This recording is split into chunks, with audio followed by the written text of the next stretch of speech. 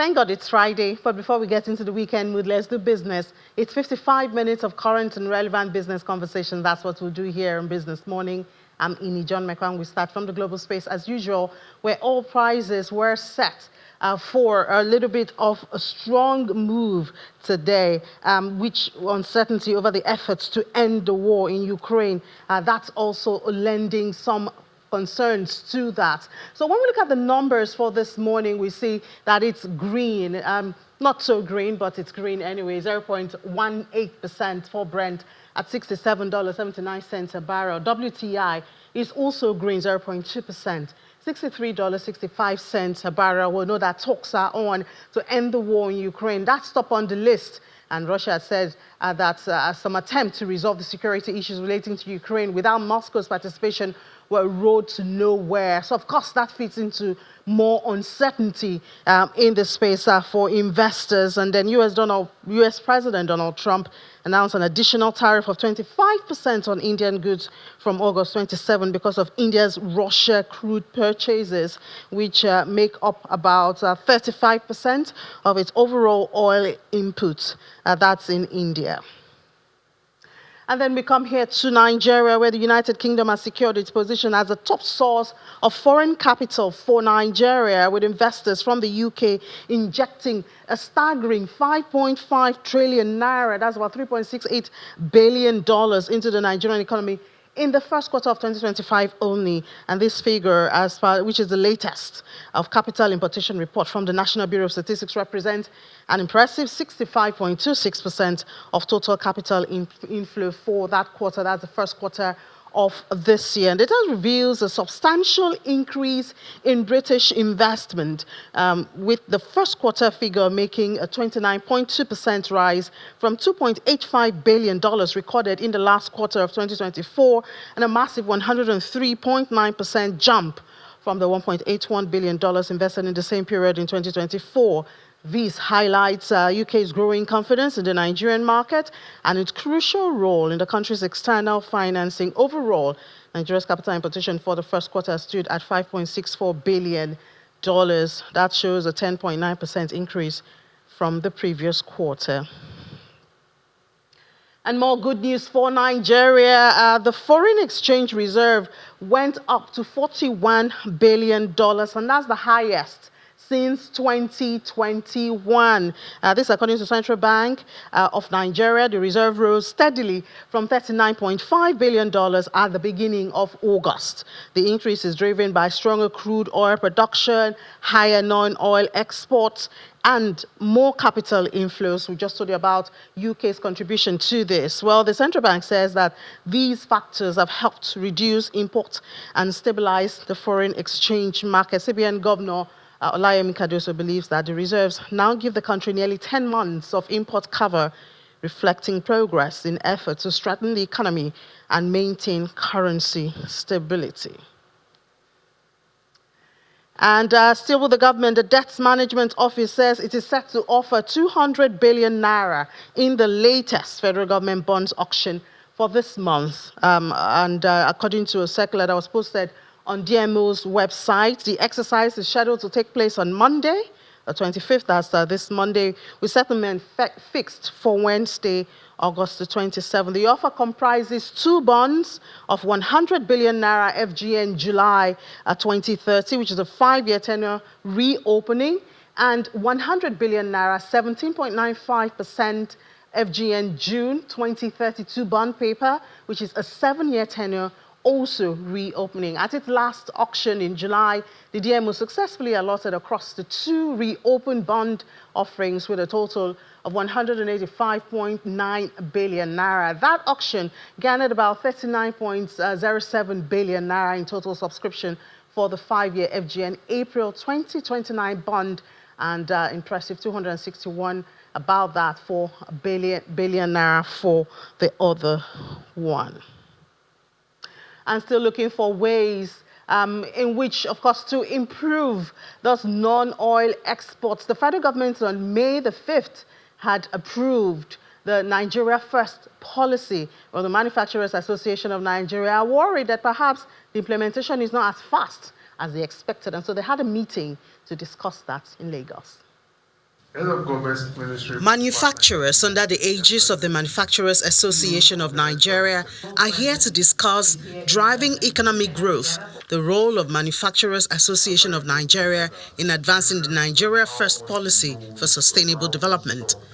The body believes that the policy is in the right direction, but questions its adoption. The Nigeria First policy aligns with mass objectives of promoting local production, enhancing competitiveness, and driving sustainable development. We are working assiduously to ensure the institutionalization of the Nigeria First policy that mandates local sourcing by government at all levels, as well as their MDAs, and support MSMEs as well. Members also have requests for the government. We want the government to reconsider the recent ban on single-use plastics in Lagos State, effective 1st July. Instead, we implore the Ministry of the Environment to focus on promoting circular economic policies. We urge government also to streamline regulatory interactions. These have been there for a very long time. I know a lot of efforts have been put to that, but maybe we need strong willpower to ensure this is achieved.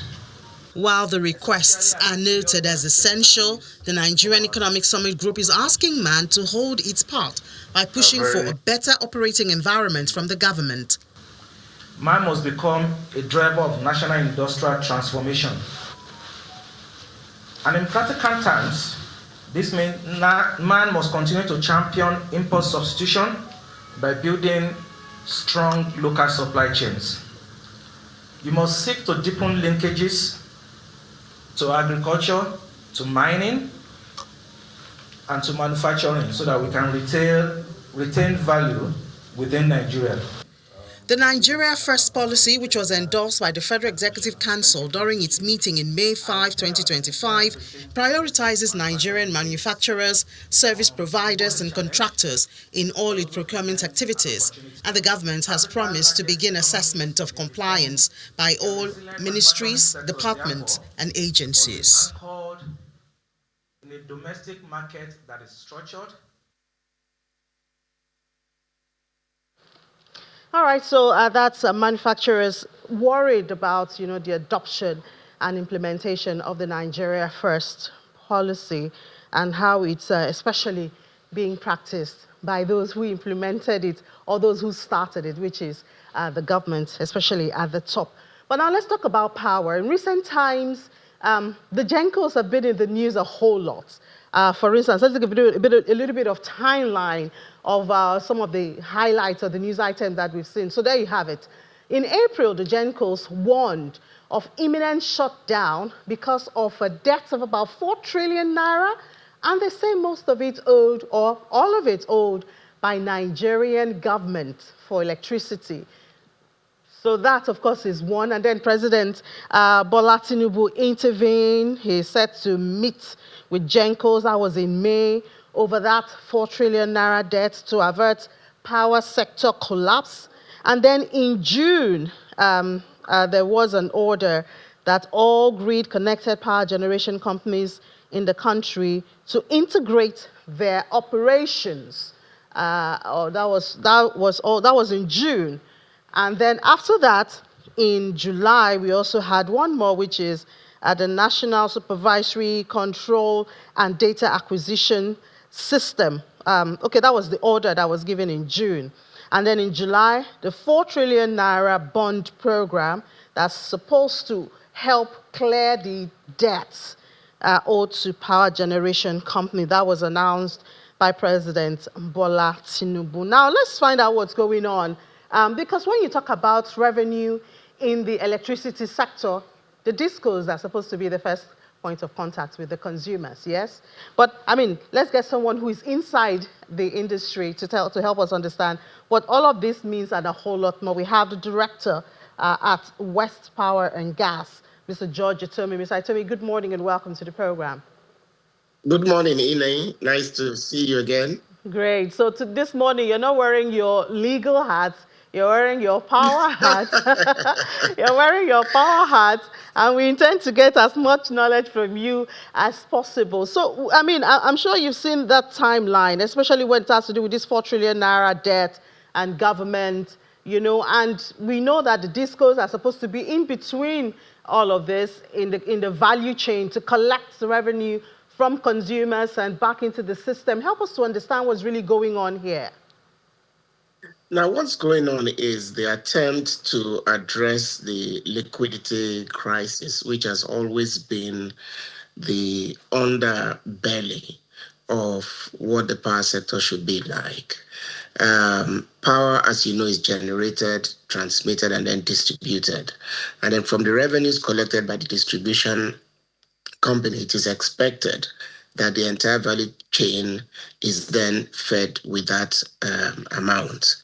Secondly, it was always realized that you will never be able to get the full amount consumed by consumers to the value chain, which then meant that some members of the value chain, especially those at the supply end, like the Gencos, will not have enough money to pay for the power that's generated. And third is the fact that the government, over several decades, even pre-privatization, is known to have been subsidizing the sector. In other words, power has always generally been undersold to consumers. It was then hoped that upon privatization, you would then begin to move towards a more cost-reflective regime, which in theory means that you should be able to get enough by way of tariffs to then feed the value chain. But this 4 trillion we're talking about is not just monies that accumulated today, it was over time. And as we see, based on recent policy, we're beginning to move, inching slowly towards a full cost reflective regime. But that has not addressed the legacy debts. And this is the reason why there has been so much pressure on the government, since they were the ones who, in the first place, created the subsidy or assumed the subsidy to then do what I call a market, make the Gencos whole. And so this is the attempt. Now, failing to do so over the period has led to lack of confidence on the part of investors in the sector. If I can just sort of draw a little bit of an analogy with the aviation sector, there was a time, if you recall, airlines were struggling to remit monies because of the dual exchange rates that we had. Many of them could not access the official rates to remit. And owing to that reason, Nigeria was essentially just blacklisted in that sector until the government won. They removed the distortion in the dual exchange rate, and then they then moved recently to clear the backlog. So just something similar is happening. What that does to any sector is that it returns market confidence to the sector, which means investors can now plan. And it's a good step that the federal government has moved to address this lingering issue. Now, this is not to say that that is the be-all and end-all of all the problems in the power sector, but at least it's a major correction of a distortion that has created difficulties for the sector. Now, to address the other issues is that we always know that we have close to 13,000 installed capacity, generating capacity. Now, on account of this debt that we're talking about, many of the Gencos were not hooked up to the grid. There was no way of determining what was being given, the mechanism for determining what was being used, and all that. With TCN now acquiring the SCADA, The SCADA is what enables you troubleshoot and know what exactly is going on in your network.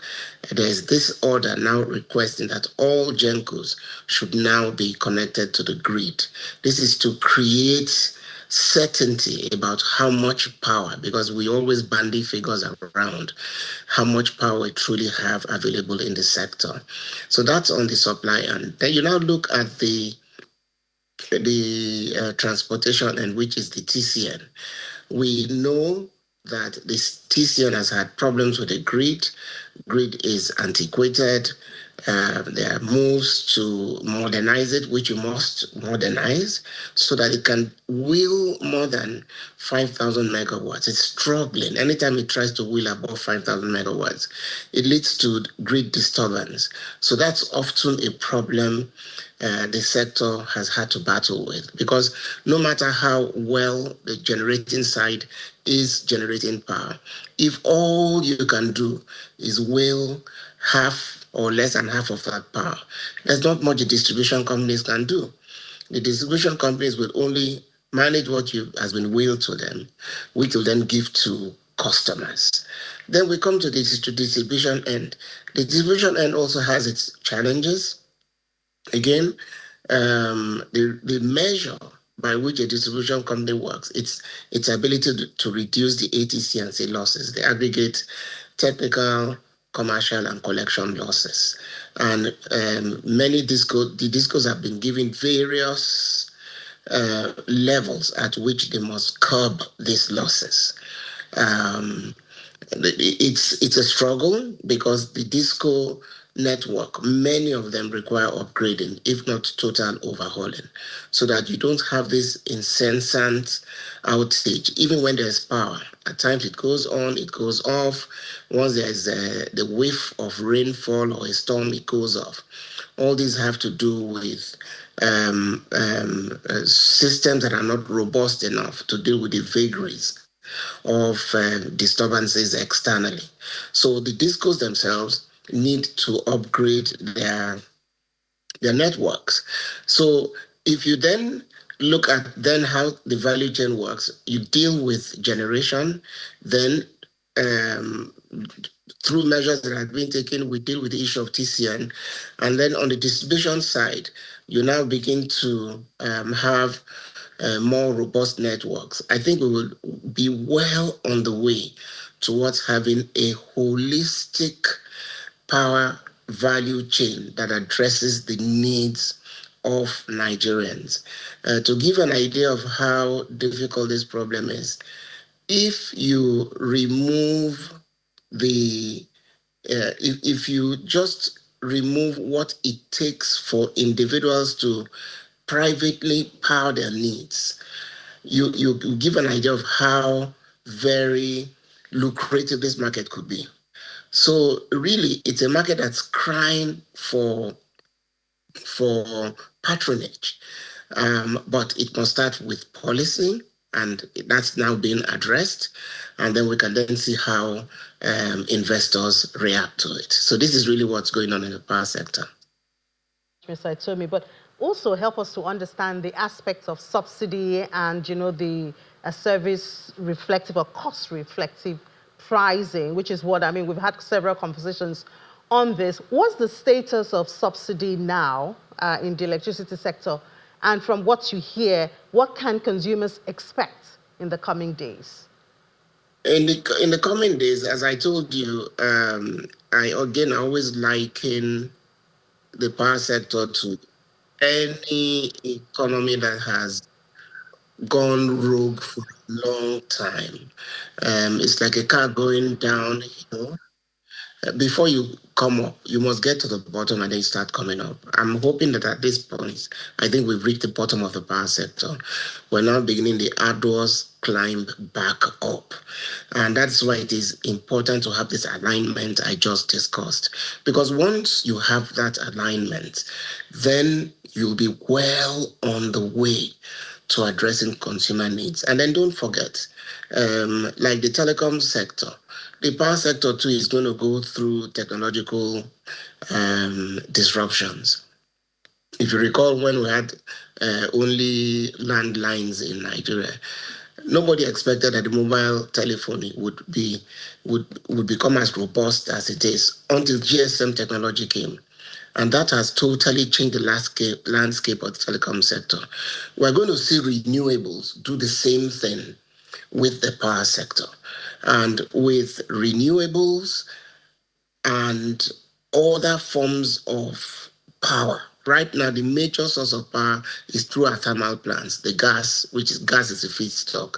But now, the hydro will come more and more into play. Hydro will now probably take a higher percentage.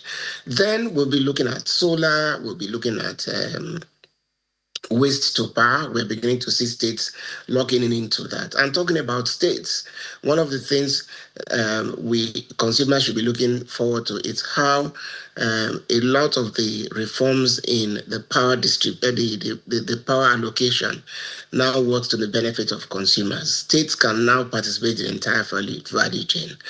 I advise states not to get into the subsidy business, but what they should do is get into robust regulation that will encourage investments in those states. Many states have captive sources of electricity, which they can capture and then generate and embed into the main distribution companies in those states. My mind goes to Enugu State, where there's a lot of coal. My mind goes to other states. I think Akwa Ibom is doing quite a lot of its thermal plants.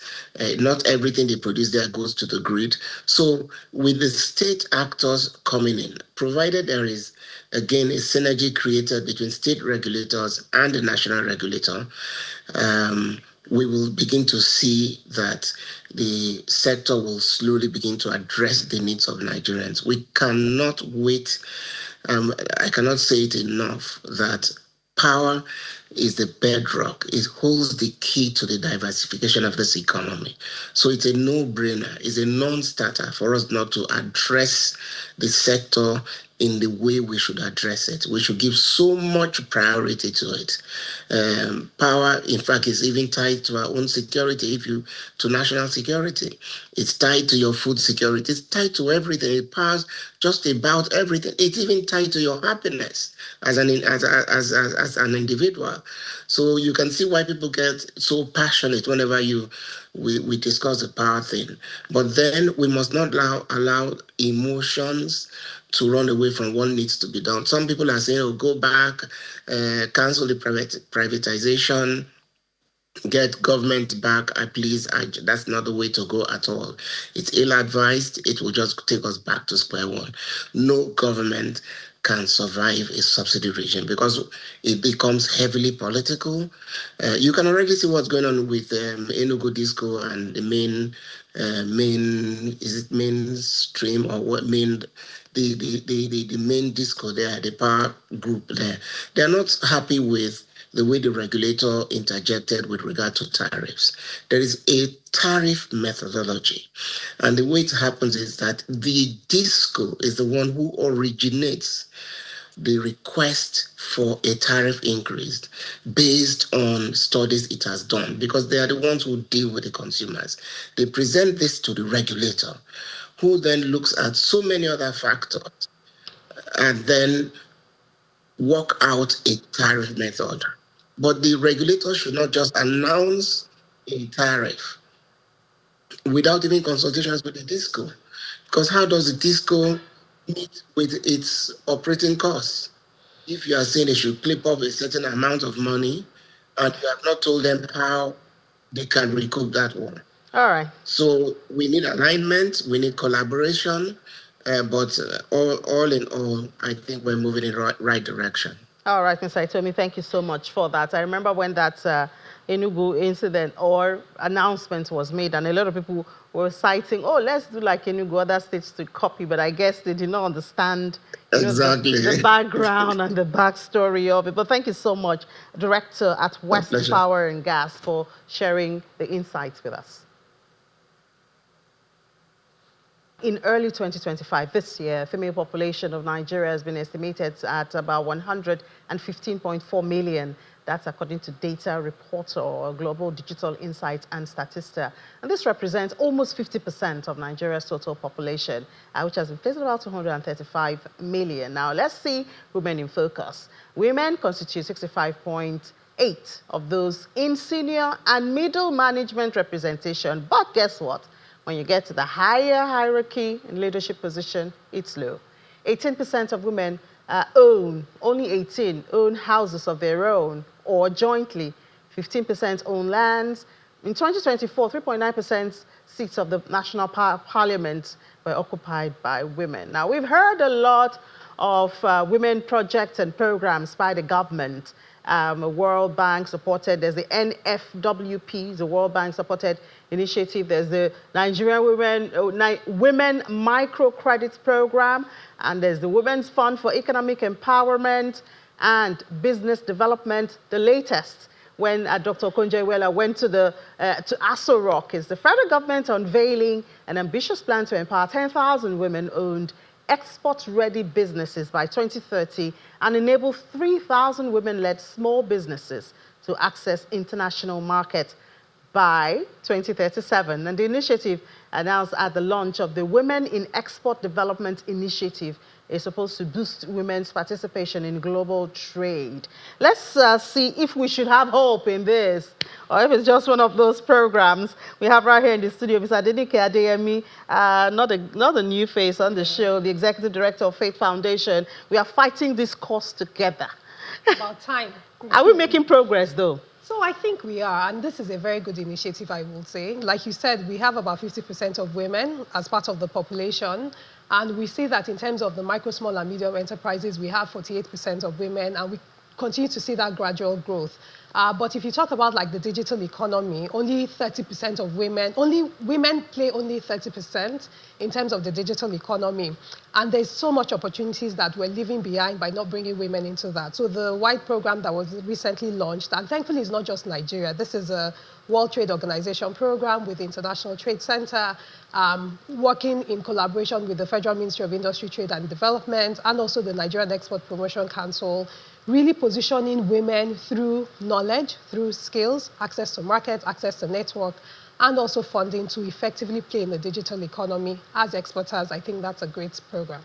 So some people, when we talk about this women empowerment issue, some people bring up the issue of, are women themselves empowering themselves? Because men don't wait to be given the knowledge, to be given the space. You actually get the skills and get yourself ready and positioned for some of these opportunities. Is it like that with women? Or I do.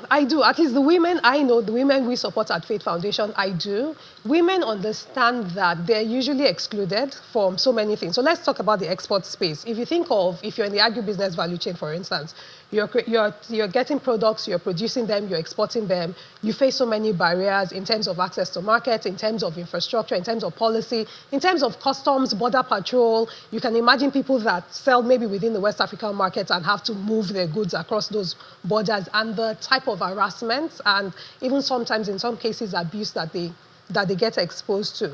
But on the other hand, women... Sorry, but is this different from what the men face? Because there are hurdles also when you speak to men. There are hurdles for entrepreneurs across board, period. But for certain types of women in certain types of business sectors, almost like you talked about politics also, the hurdles are even significantly higher and harder too. And so what you're then saying is that, are women ready and do they push themselves? Yes.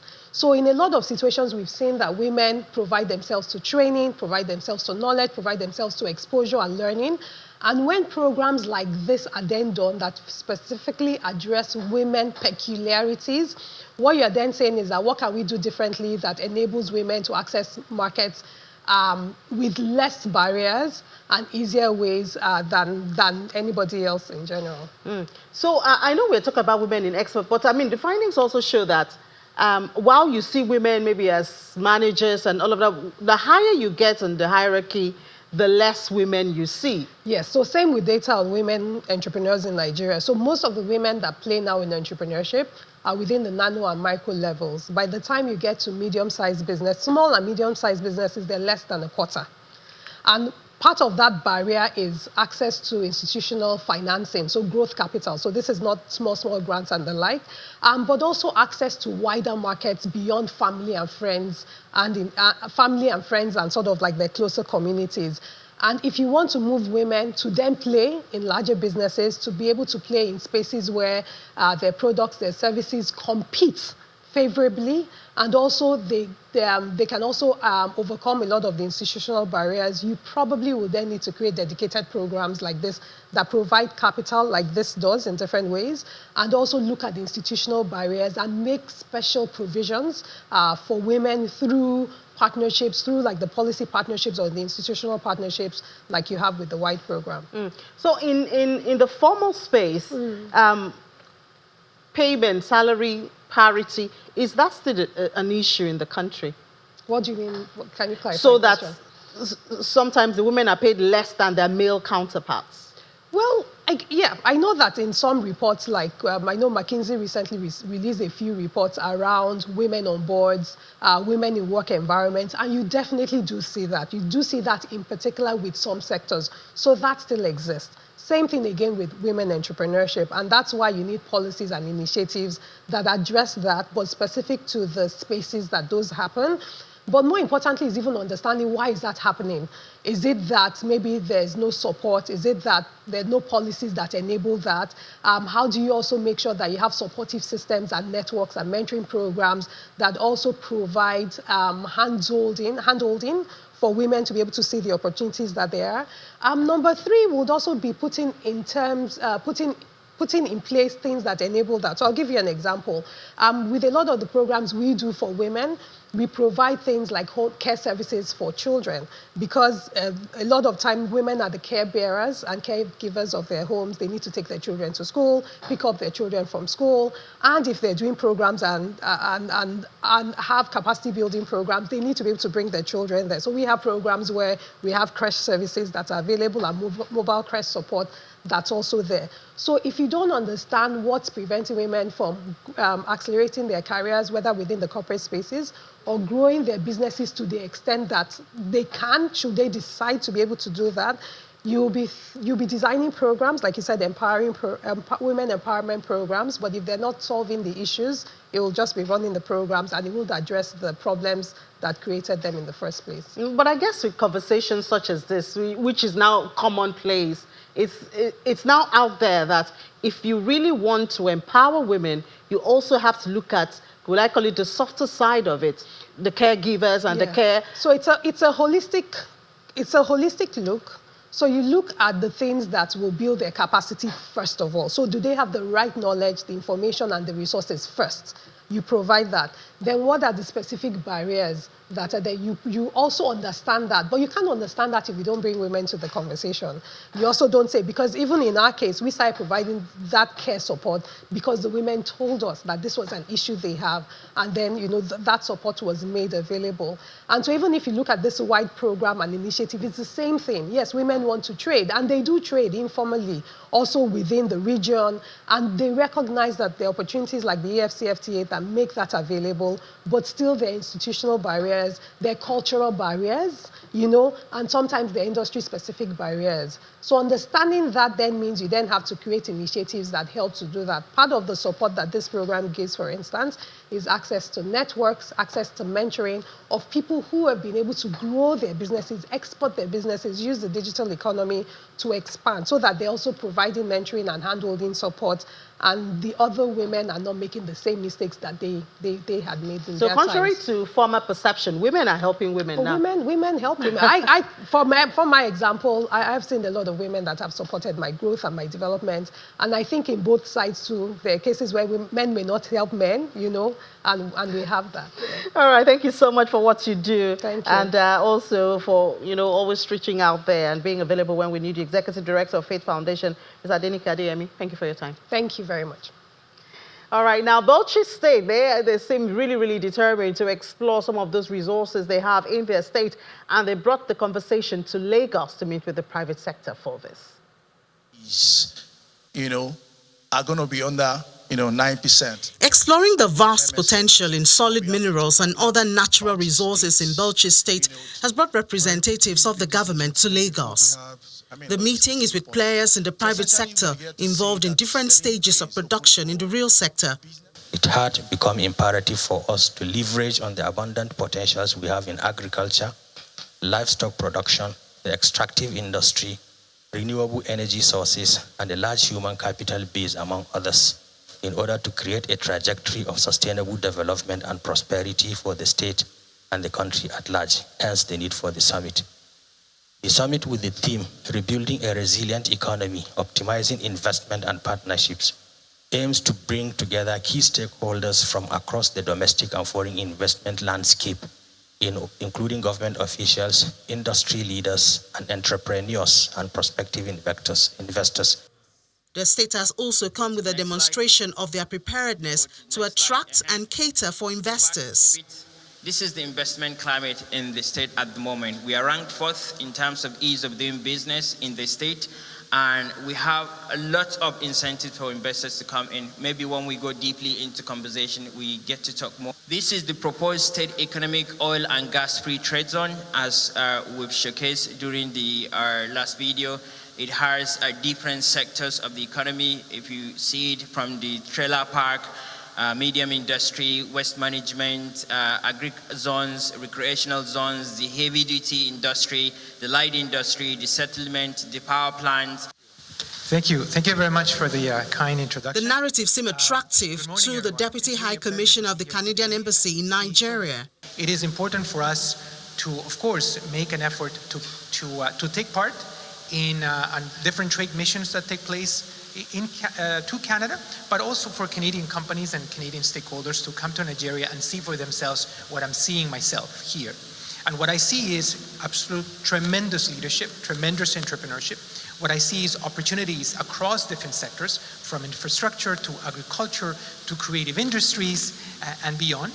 But I think it's about trying to focus, trying to find where the priorities amongst the priorities are, where can we actually leverage from what is already there, and where we can put our finger in terms of specific concrete opportunities. Because the more concrete that we are in the engagement that we have with the Bauchi government, I think the better it's going to be for those real conversations that then lead to business. The Bauchi state government says it intends to push the conversation even further at its upcoming summit.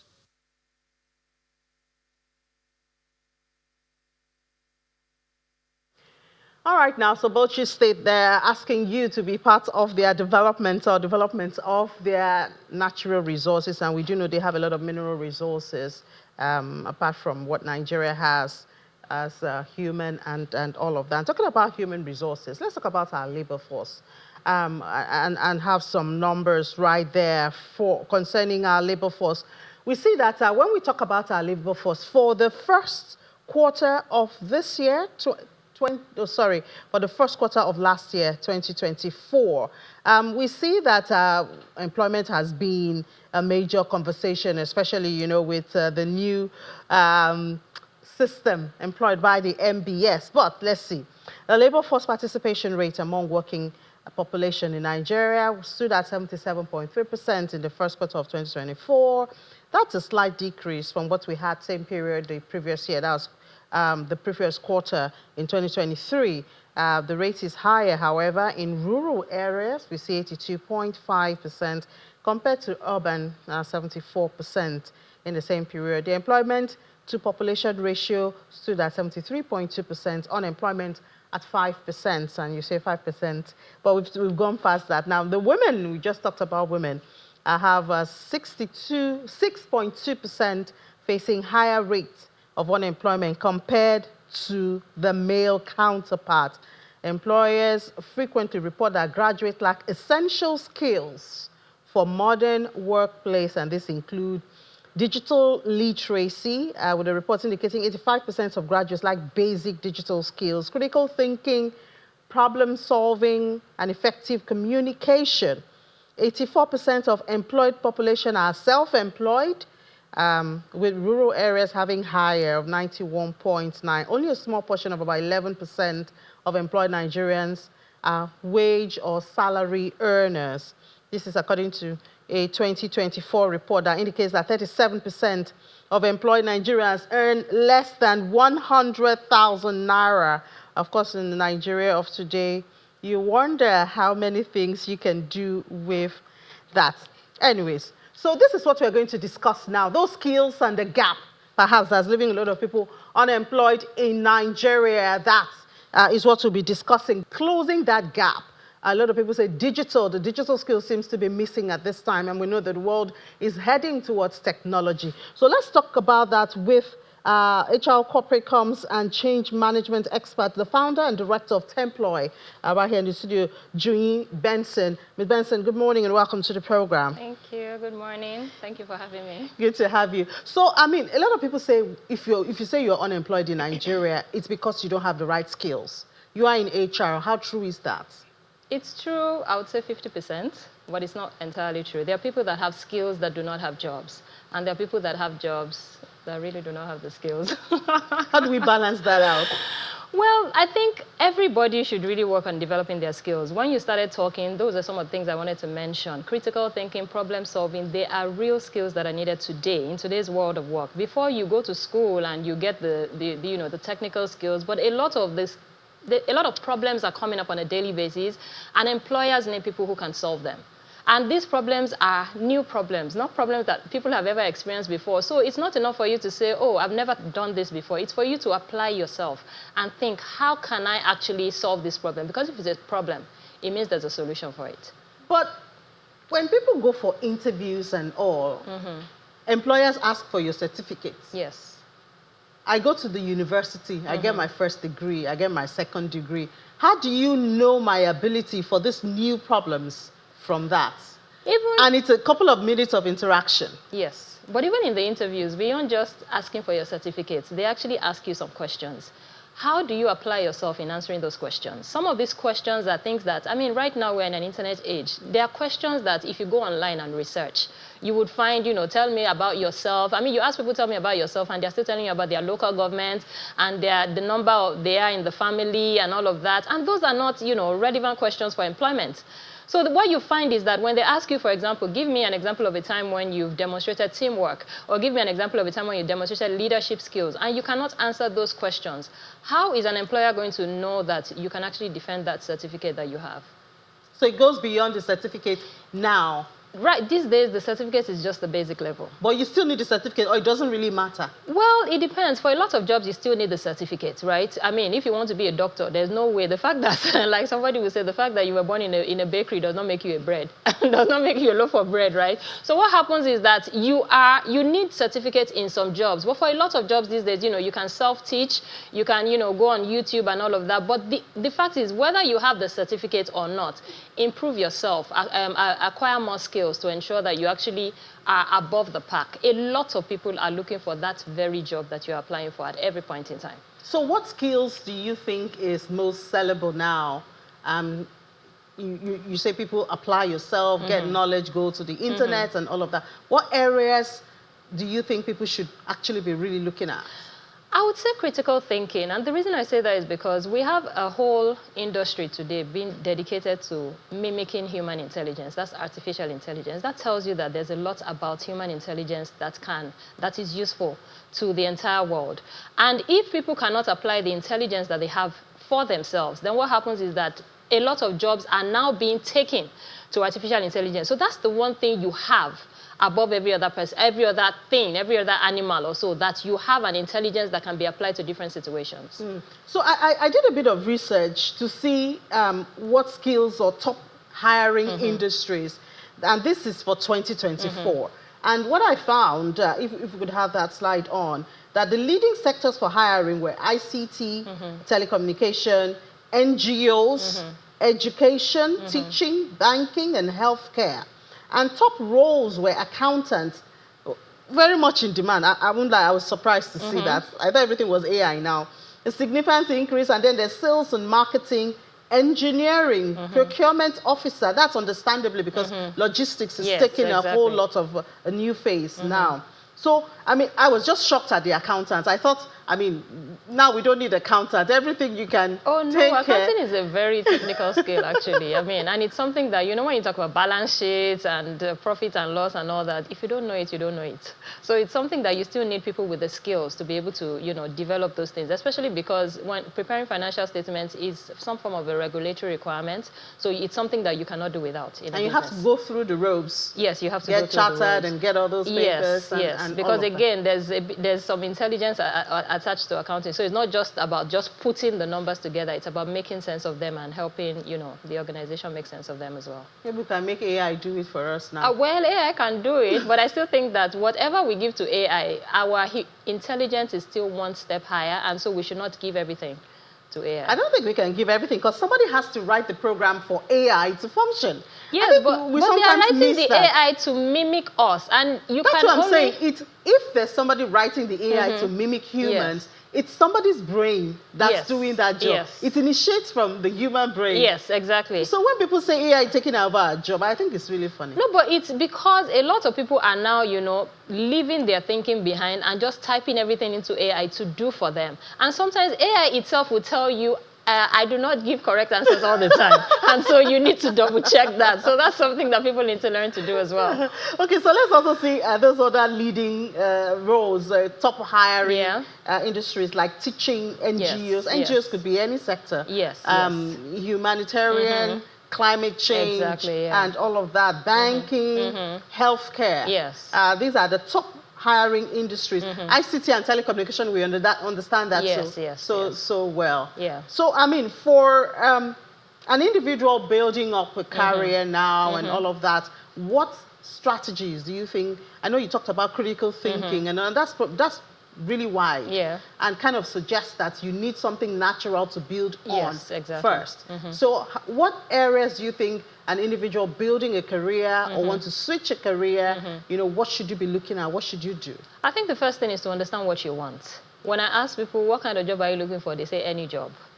I mean, that's pretty broad. So understand what you want and then do a self-assessment. What skills do you have? Because for you to get what you want, you need to be sure that you have the skills that can take you there. And if you find a gap between what you want and the skills that you have, then you can then begin to think of how you can upskill yourself in those areas. Because that's the only way you can, you know, chart a path to that particular place you're looking to. All right, thank you so much. It all comes back to us at the end of the day. Whatever you want to do, you still have to use your head. You still have to use your head. Summary. Use your head. All right, Julie Benson, HR, corporate comms and change management expert and also founder, director at Employ. Thank you. Thank you so much for having me. Thank you. All right, just before we go, let's give you a little bit of global news. In Germany, the economy contracted more sharply than earlier expected. They say it's a weaker trade that deepened the slowdown in Europe's largest economy. Revised data from the Federal Statistics Office shows that the gross domestic product shrank in the second quarter, with exports falling faster than imports. Reversal in trade, a key driver of Germany's compounded sluggish domestic demand. We move from Germany to Japan, where the Japanese 30-year government bond yields climbed to a record high as persistent inflation fears rattled investor sentiment and fueled expectations of tighter monetary policy. The yield surge reflects concerns that the Bank of Japan may further unwind its ultra-loose stance amid rising price pressure following recent signs of stickler inflation across the economy. And then close to that is China, where China has eased restriction on foreign investment in select green projects in a move aimed at boosting funding for its clean energy transition. According to the National Development and Reform Commission, foreign capital will now enjoy greater access to sectors such as renewable power, battery storage, and low-carbon technologies. The policy shift comes as Beijing seeks to accelerate its climate goals while countering slowing investment flows. Let's go to the United States, where American scrap copper traders are diverting shipment away from China after Beijing imposed new tariff on U.S. metals, seeking alternative buyers to cushion the impact of rising trade tensions. Industry sources say that cargoes originally bound for Chinese smelters are being rerouted to markets in Southeast Asia and in Europe as traders adapt to safeguard margins. The shift underscores China's dominance in global copper demand and the ripple effect on trade policies on commodities flow. And we close up in Europe, where the European natural gas prices are poised to end the week higher as optimism for a peaceful resolution to the war in Ukraine weakens, reigniting concerns over supply security. Market data show benchmark futures rising, with traders citing renewed geopolitical risks and uncertainty over the stability of transit routes, and a fading prospect for peace talks have intensified fears of prolonged disruptions to Europe's energy flows. Not a very good one for Europe right there, but we hope that the tides change. And we've seen Russia increasing its attacks on parts of Ukraine. Not so good. But anyways, that's where we'll say thank you so much for being a part of Business Morning today. I'll be back at 1:30 to give you update from the markets and, of course, other stories at 1:30 Business Incorporated. I'm John McQuarrie. Talk to you then.